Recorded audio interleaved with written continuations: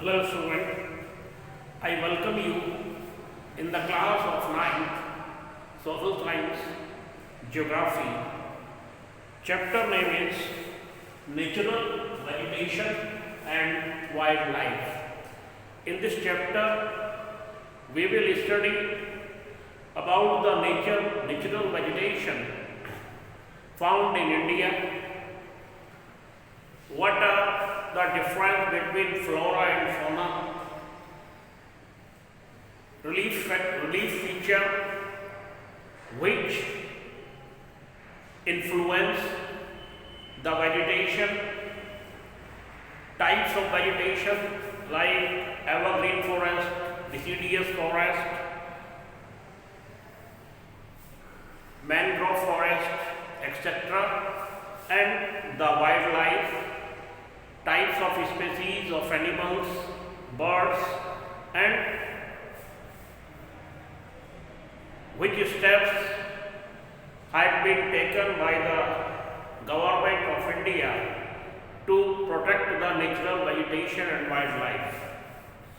Let's start.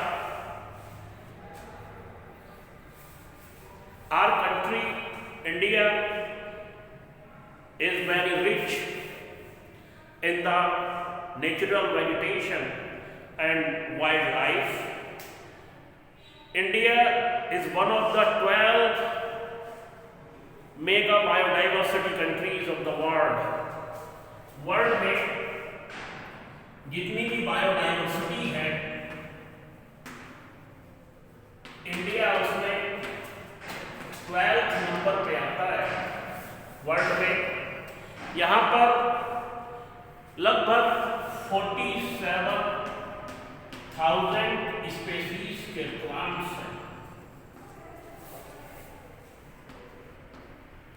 47,000 species के plants मिलते हैं इंडिया में, और ये वर्ल्ड में 10th प्लेस और एशिया में 4th प्लेस है इंडिया का स्पेसीज ऑफ प्लांट्स में। जो विभिन्न प्रजातियों के प्लांट्स यहाँ पे मिलते हैं उसमें इंडिया वर्ल्ड में तो 10th प्लेस पे है और एशिया में 4th पे। Now first we will discuss about the natural vegetation.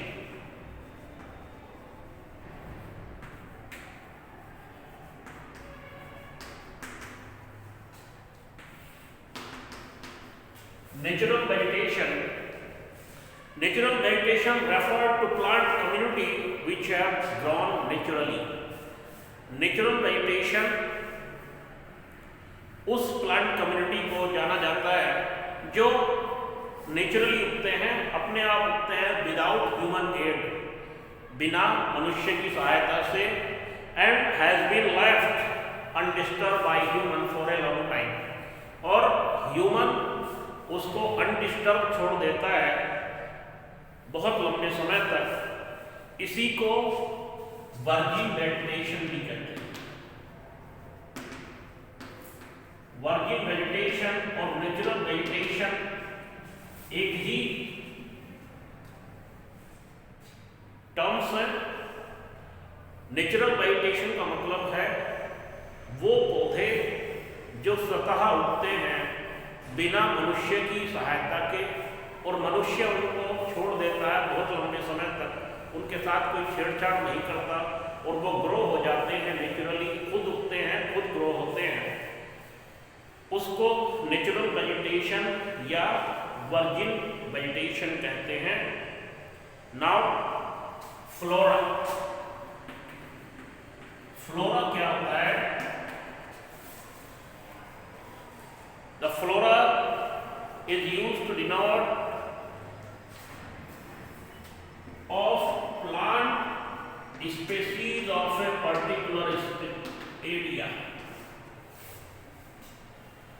Flora means किसी पर्टिकुलर रीजन में, किसी पर्टिकुलर पीरियड में जो प्लांट स्पेसीज होते हैं वो फ्लोरा कहलाते हैं। इसके बाद है फोना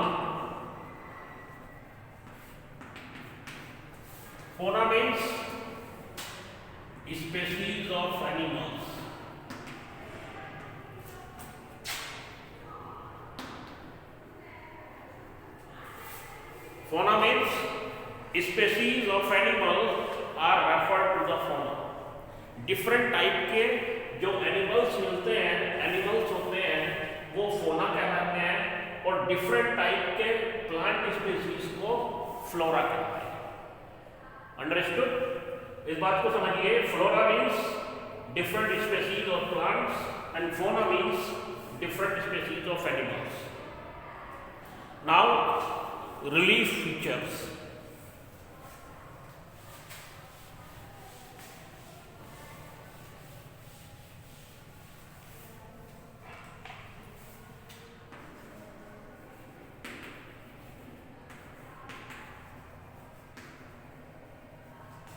रिलीफ फीचर्स इट मीन्स वो कौन से फीचर्स हैं जो नेचुरल वेजिटेशन को इन्फ्लुएंस करते हैं, प्रभावित करते हैं।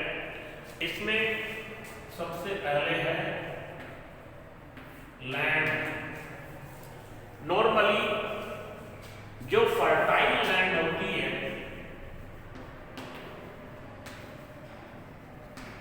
जो फर्टाइल लैंड होती है, उपजाऊ जमीन होती है, वो तो एग्रीकल्चर के लिए काम आती है, उसमें खेती की जाती है। और जो अंडुलेटिंग टेरेन होता है, जो अंडुलेटिंग टेरेन होता है, उसमें डिफरेंट टाइप के ग्रासलैंड्स, ग्रासलैंड्स मीन्स चारागाह, घास के मैदान, और नेचुरल वेजिटेशन या फिर वुडलैंड्स।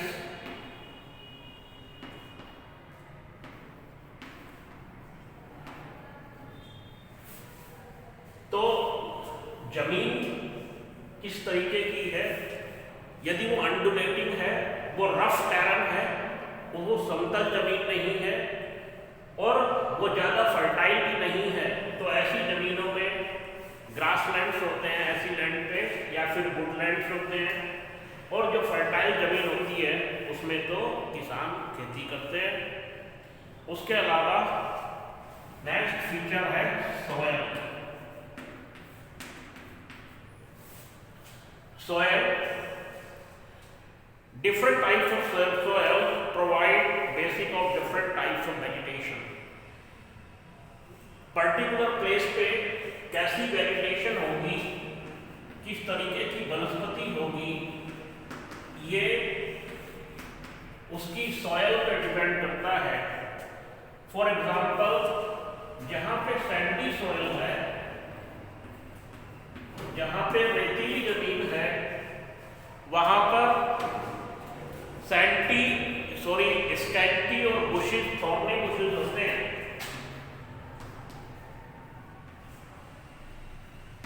थॉर्नी बुशेस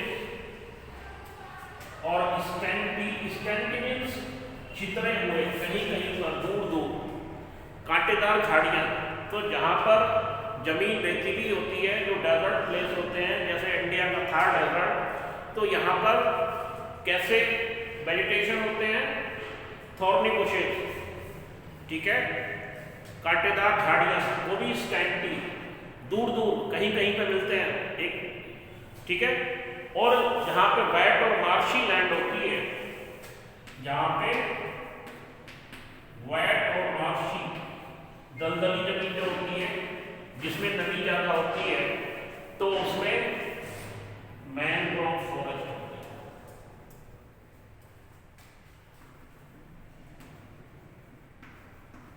उसमें मैनग्रोव फॉरेस्ट होते हैं। इसके अलावा जो नेक्स्ट रिलीफ फीचर है वो देखिएगा, टेम्परेचर।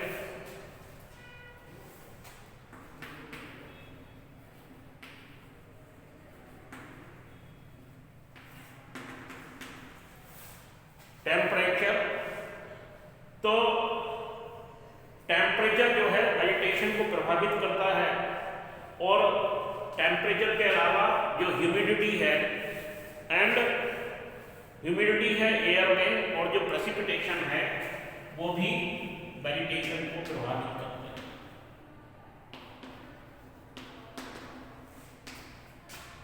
ह्यूमिडिटी,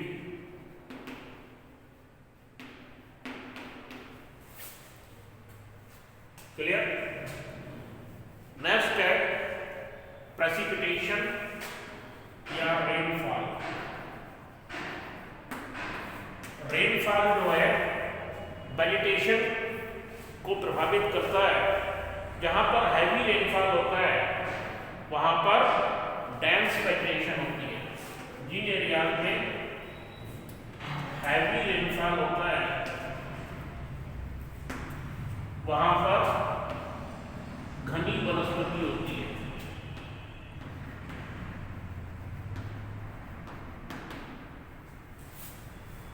जहां पर हैवी रेनफॉल होता है जिन एरियाज में, जैसे नॉर्थ ईस्टर्न स्टेट इंडिया के और तमिलनाडु और केरल कोस्ट, यहाँ पर क्या होते हैं?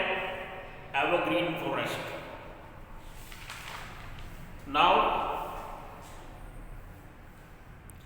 How the forest beneficial for the human being. Forest जो है किस तरीके से यूजफुल है, बेनिफिशियल है। तो फॉरेस्ट जो है ये रीनेबल रिसोर्स है। फॉरेस्ट रीनेबल रिसोर्स है। इट मीन्स ये रिन्यू होता रहता है।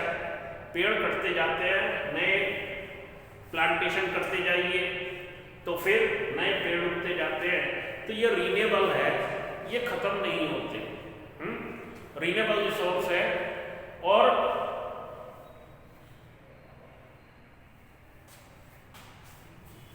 ये एनवायरनमेंट को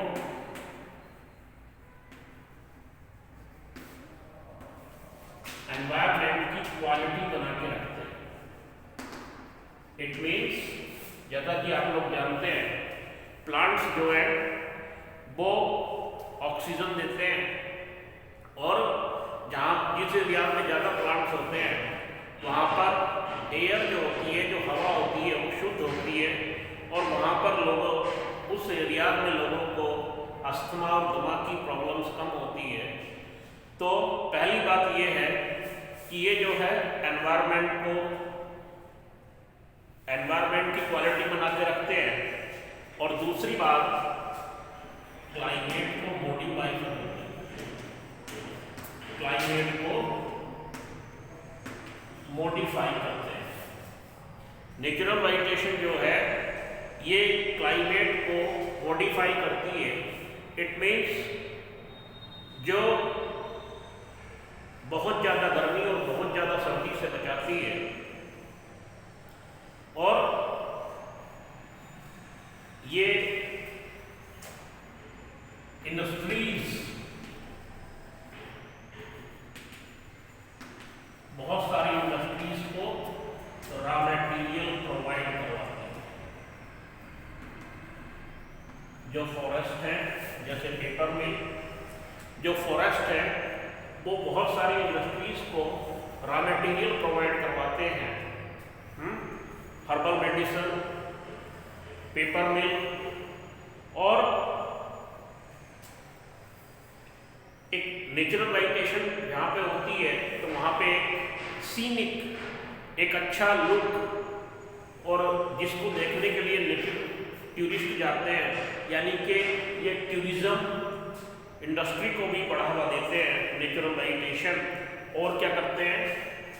टेम्परेचर को और रेनफॉल को कंट्रोल करते हैं।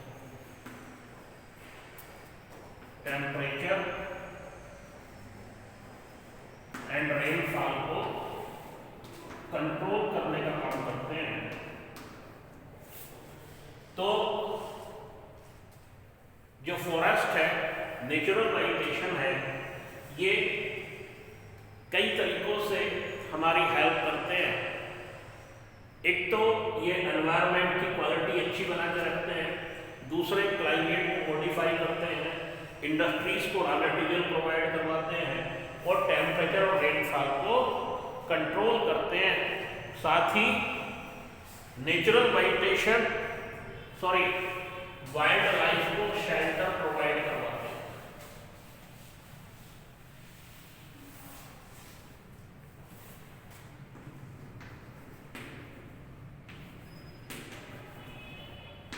वाइल्ड लाइफ को शेल्टर प्रोवाइड करवाते हैं। इट मीन्स जहां पर नेचुरल वेजिटेशन होते हैं, फॉरेस्ट होते हैं, वहां पे वन्य जीवन, वहां पे जो वाइल्ड लाइफ है, जंगली जानवर है, उनको हैबिटेट मिलता है, उनको रहने के लिए स्थान मिलता है। उसके अलावा ये फ्लड को कंट्रोल करते हैं।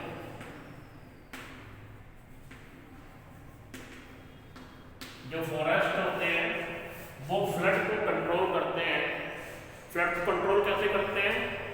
जो ट्रीज हैं, प्लांट्स हैं, उनके जो रूट्स होते हैं, जड़ें होते हैं, वो जमीन में बहुत नीचे गहराई तक फैले होते हैं और जब फ्लड आती है तो वाटर के फ्लो को कम करते हैं, उसकी गति को कम करते हैं और मिट्टी को कटने से बचाते हैं। ठीक है जी। सॉइल इरोजन से बचाते हैं और जो विंड है, विंड फोर्स को कम करते हैं। विंड फोर्स को कंट्रोल करने का काम भी फॉरेस्ट करते हैं। तो इतने सारे बेनिफिट्स हैं फॉरेस्ट के। Now ecosystem.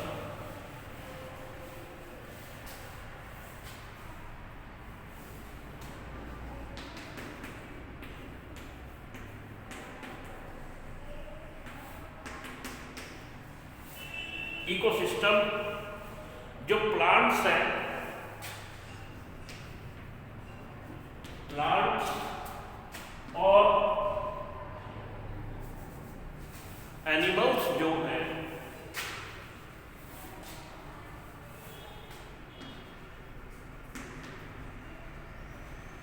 प्लांट्स और एनिमल्स एक दूसरे पे डिपेंड होते हैं, इंटरडिपेंडेंट होते हैं।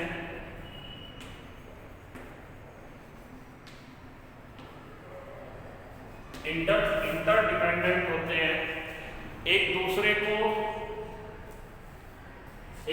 से रिलेट होते हैं, इंटर रिलेट होते हैं। तो जो प्लांट्स हैं और एनिमल्स हैं वो एक दूसरे पर डिपेंड होते हैं, एक दूसरे पर आश्रित होते हैं और ये जो रिलेशन है ये फिजिकल एनवायरनमेंट या इकोसिस्टम बनाता है। प्लांट्स और एनिमल्स की जो एक दूसरे के बीच रिलेशन होता है वो एक दूसरे पर आश्रित होते हैं, क्योंकि प्लांट्स है तभी एनिमल्स हो सकते हैं, एनिमल्स को हैबिटेट मिलता है। ठीक है।